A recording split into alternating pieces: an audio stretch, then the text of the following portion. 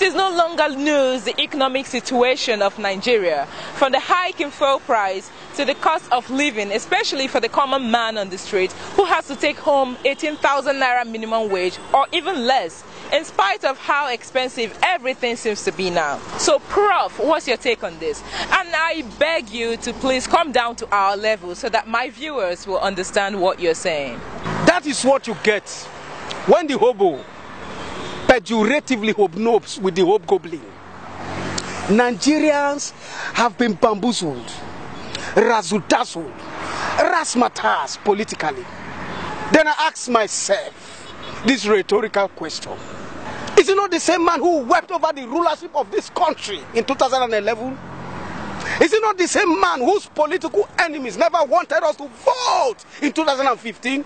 Where I said he was supercalifragilisticexpialidocious. I'm sorry, sir, but you got me lost, and I'm sure my viewers are lost too. Can you please break it down? Supercalifragilisticexpialidocious is a way of saying the president was fantastic. Oh, thank you.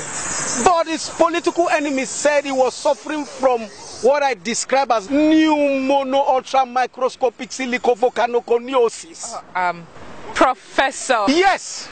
It's a word that is supposed to be called silicosis, meaning a lung disease. But in search for the longest word in the dictionary, they pep it up to become a 45-letter word, which is new mono ultra microscopic silicovolcanoconiosis. Thank you. Yes. That is what they said he was being attacked of. But we insisted. We voted him. He got victory.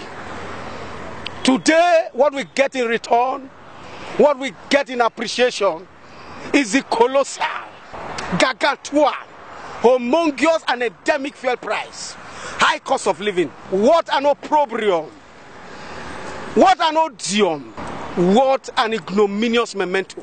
That even at the barbituration of the so much acclimatized rebarbative subsidy orchestrated by the anomalous cabal, how did they arrive at 145 naira per litre? How much was this subsidy per litre?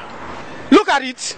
In 2012, the same subsidy evacuation and barbituration was condemned by a scrupulous, fastidious, puritanical, boisterous, energetic, and a rootin' Governor Adams of Shomole, who was once the voice of the masses, but today, for party affiliation, sentiments, for political somnambulism and malocclusion, he has chosen to remain close-mouthed, reticent, taciturn, uncommunicative, and unforthcoming, meaning he has kowtowed in their poho.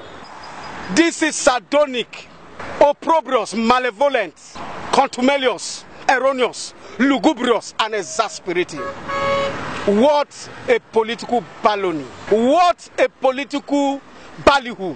What a political bunkum, balderdash and hogwash. At this point, I will borrow the words of the great sesquipedalian, logomanian, Ikodomigodo of Edo State, that it is crystal clear, like the biblical Menemeneteke Yufasin, that this administration has no blueprint on socio-economic matters.